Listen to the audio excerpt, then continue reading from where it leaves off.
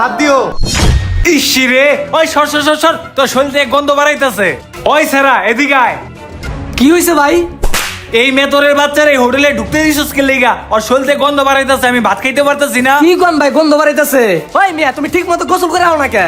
আমি ময়লার কাজ শেষ করে ঠিকই গোসল দিছি, সাবান দা গোসল দিছি, তারপরে খাইতে আইছি ভাই। কি কও তুমি গোসল করে আইছো? আচ্ছা দেখি।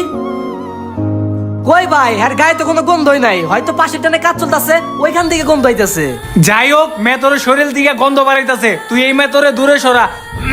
সরা সরা সরা। আচ্ছা ভাই আপনি খান, আমি নিয়ে যাইতেছি। ভাই তুমি আমার লাগে একটু বাইরে আসো।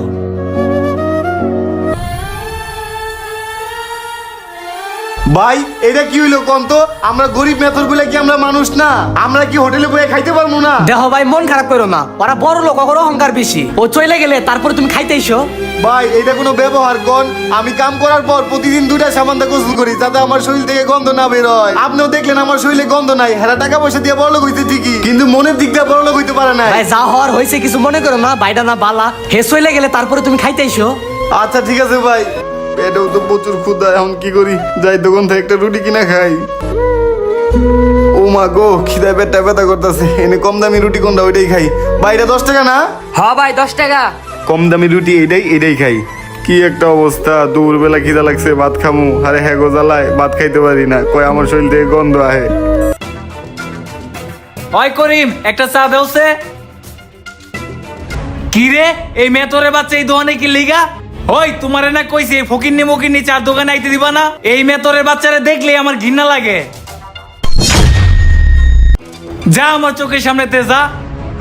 আল্লাহ, যারা আমগো মানুষ মনে করে না তাকে তুমি একদিন বিচার কইরো। ওই শোন, সামনে নির্বাচন, সবকিছু যাতে ঠিকঠাক চলে।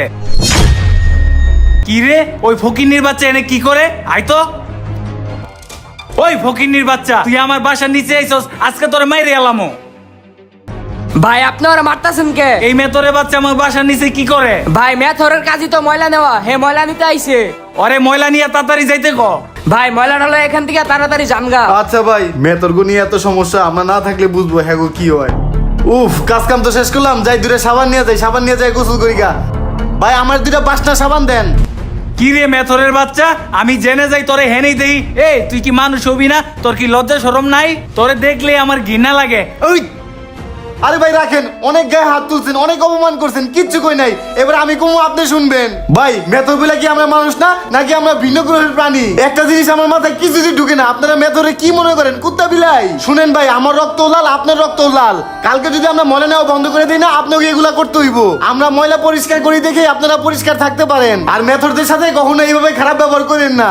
হ ভাই, বুঝতে পারছি তোমার সাথে এত খারাপ ব্যবহার করা ঠিক হয় নাই। তোমরাও মানুষ, আমরাও মানুষ। ভাই আমার ভুল হয়ে গেছে, আমারে ক্ষমা করে দাও। আচ্ছা ভাই।